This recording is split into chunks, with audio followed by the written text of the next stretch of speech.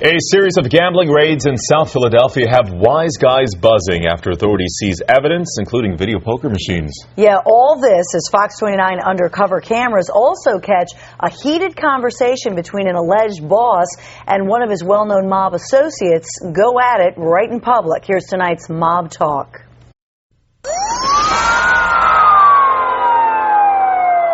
Welcome to this week's edition of Mob Talk. I'm Dave Schratweiser. And I'm George Anastasia with the Philadelphia Inquirer. George, this week a not-so-public investigation by the State Attorney General's Office and the Pennsylvania State Police went public in a big way in the video poker business. Yeah, I mean, this is a business that's always generated a lot of cash for organized crime, and this appears to be part of, one, a state investigation into that, and two, part of a federal investigation into a broader look at the family, the mob family down here. George, the wise guys will say the video poker business is no big deal. This is no big deal, but we all know that gambling and this kind of thing is the root of all racketeering cases. Yeah, I mean, Tommy Del Giorno once testified that gambling is the wheel around which everything else spins in terms of mob businesses. And video poker machines have always been a major moneymaker for guys, and they've always wanted a piece of it, whether it's Nicky Scarfa, whether it's John Stanfa, whether it's Ralph Natale. I mean, I remember Natale testifying about how he wanted to get his hooks into the business, talked about the amount of money that could be generated, and said it's better than dealing drugs. And, you know, Ralph tended to exaggerate a little bit, but he was talking about one machine might generate $400 a week for the mob. Over the course of a year, that's 20 grand. If you got 10 machines, that's 200 grand. If you got 100 machines, it's $1 million. I mean, that's the kind of thinking that Ralph was into, and that's the kind of money, I guess, that can be generated here. So, yeah, it's benign, and people argue, yeah, the state's in the gambling business anyway, who cares?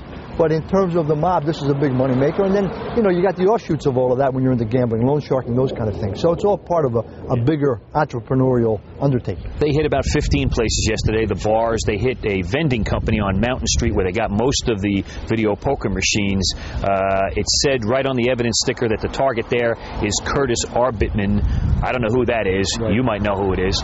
But the question is here, they're going right at the heart of this. Yeah, I mean, that was kind of the nerve center of this particular distribution network. And it's obvious that they want to squeeze from the top. And the idea traditionally is you get the guy who's out there in the streets doing the work, you squeeze him, and maybe he's going to tell you who he's edging off to, who he's paying off, if he's paying off, or if he's got a silent partner. I think that's part of what they're looking for here. If there's a mob connection, it's not going to be on paper, but somebody knows who they got to pay to do what they're doing. All right, let's give some props to the Attorney General's Office and the State Police. They're right on top of this. They never do raids like this unless they have wiretaps first to back it up. So this must be going on for quite a while. Yeah, I think the fact that there's a raid means the investigation is pretty much wrapped up and they're ready now to go to a grand jury. But these guys, the AG and the state police, have been the shock troops in a lot of major investigations. They're on the ground. They soften up the beach. And as we saw yesterday, the feds were kind of flitting around the edges of all of this. They were present during a lot of the raids. So I think, one, this will be a state case, and two, pieces of it may end up in a federal racketeering case. And every federal racketeering case has a baseline gambling case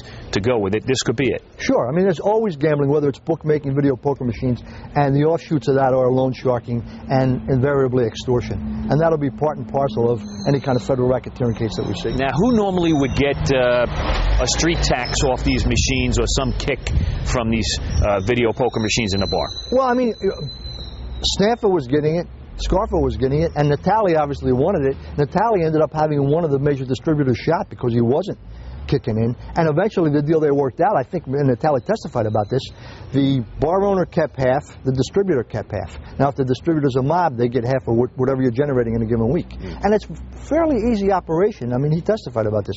Once you got the machine in place, it's pretty low maintenance, and it just generates cash. And the flow is uphill. Absolutely uphill. Yeah, and it's an easy way to make a lot of money. George, a little further south from here, the morning of the raid in South Philadelphia, Packer Park, at mob boss Joe Ligambi's house, a chance meeting, it looked like, between Bentfinger Lou Monticello, who's got some problems of his own, and a cameo appearance by mob captain Anthony Stano, who supposedly runs the South Jersey operation. It started with a handshake and a kiss and went downhill from there. Yeah, there was no handshake or kiss at the end. I mean, I saw the video. It's fascinating to think about the situation and the people involved. Monticello has major problems. Monticello has been accused of plotting first to kill and then to assault the alleged underboss, Marty Angelina. Yet here's Monticello first meeting with Anthony Stano, who's a high-ranking member, perhaps the consigliere, perhaps really the underboss, certainly a capo, and then in a heated discussion with the alleged mob boss, Joe Ligambi. And you got to wonder, one, we can't read lips, so we don't know what they were talking about.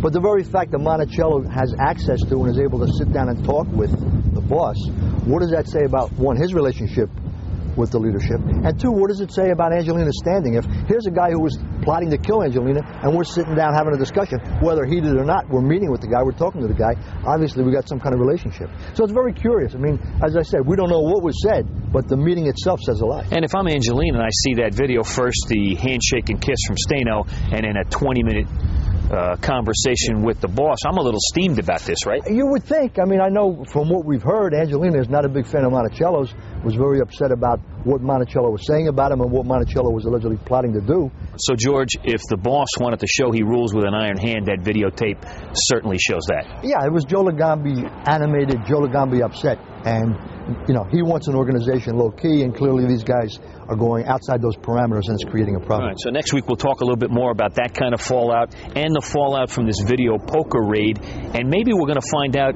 who these machines really belong to. Yeah, I think that's the key to this investigation, is if these are mob-connected, if this is a mob network, who's the guy behind the guy who's distributing the machines? That's where this is going to go. All right, maybe we'll find that out next week. Until then, that's Mob Talk for this week. We'll see you next week.